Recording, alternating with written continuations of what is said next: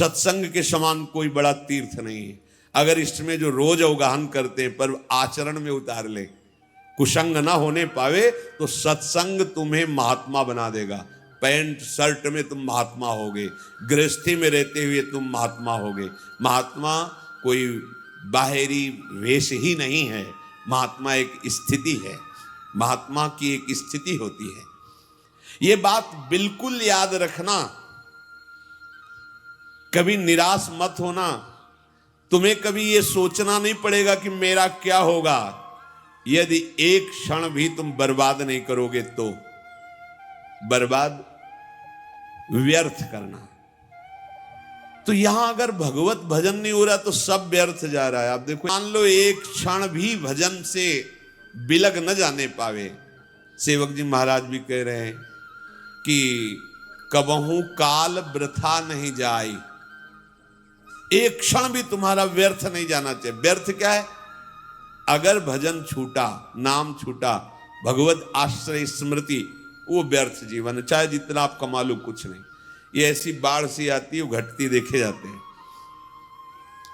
किसी व्यक्ति को हमने देखा था एक बार, वो पूरा परिकर आए थे, सोने की कटोरी, चांदी की कटोरी, चांदी की थाल, किशोर तो बैठाल दिया मुझे, और एक भैंस का पड़ा के लग गया तो मूंज चबा ले, वो जैसे से सरकाता वो चबा जाता। जब शाम हुई वैसे किया तो हाथ ही वाली मूंज थी और कुछ था ही नहीं। इसमें हाथ वाली भी मूंज नहीं रहेगी, क्योंकि हाथ ही नहीं रहेंगे, हाथ भी तुम्हारे साथ नहीं जाएंगे, यहीं छूट जाएंगे। ये पूरे संसार की जितनी क्रियाएं, जितनी वस्तुएं, अगर भजन नहीं हो रहा तो सब व्यर्थ है, सब व्यर्थ। कैसे?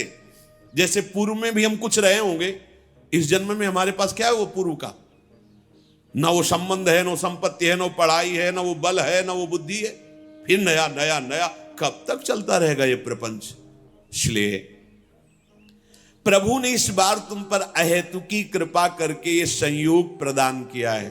ध्रुवदास जी कह रहे, बार बार तो बनत नहीं या संयोग अनूप, मानुस्तन वृंदा विपिन रसिकन संग और विविरूप श्यामा श्याम की उपासना। मैं आपसे फिर प्रार्थना करता हूं कि आप केवल प्रभु के आश्रय में रहना, वो संभाल लेंगे। आप कोई भी हो, कैसे भी हो। अपिचेषु दुराचारो भजते मामनन्य भाग, सादृव समन्तव्या सम्यक व्यवसिता, ऐसा वो संभाल लेंगे। बड़े कृपालु हैं, बड़े कृपालु हैं। देखो, कोई भी प्रकृति के द्वारा रची हुई वस्तु अपना स्वभाव नहीं छोड़ती। स्वभाव है अपना अपना, सबका स्वभाव, प्रकृति की हर वस्तु का एक स्वभाव है, और वो अपने स्वभाव का प्रभाव दिखा के ही रहती है। पारस का एक स्वभाव है कि छू जाए लोहा तो सोना बना देती है। अब वो पारस बहुत बड़े संयमी नियमी के घर का लोहा है, या बहुत बुरे आचरण करने वाले के घर का लोहा है, और अगर वो छू गई तो सोना बना देगी। ऐसे ही भगवान का नाम का एक स्वभाव है और उसका प्रभाव है। तुम कैसे हो इससे कोई मतलब नहीं है नाम को, जैसे पारस को कोई मतलब नहीं। सिर्फ लोहा, किसके घर का लोहा है, किस प्रयोग में आता था, इससे कोई मतलब नहीं। छुआ, स्वर्ण बना दिया। ऐसे ही नाम, तुम कौन हो, किसके घर के हो, कैसे आचरण वाले हो, कोई मतलब उसको नहीं। शुरू कर दो नाम जपना, वो आपको संभाल लेगा।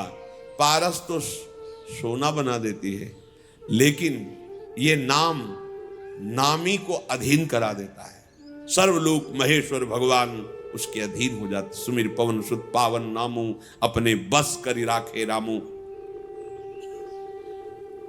और भगवान तो आपको प्यार कर ही रहे, क्योंकि भगवान कभी असत्य नहीं बोलते। भगवान कहते हैं सुहृदम सर्वभूतानाम, मैं समस्त भूतों का सुहृद हूं, बहुत प्यार करता हूं।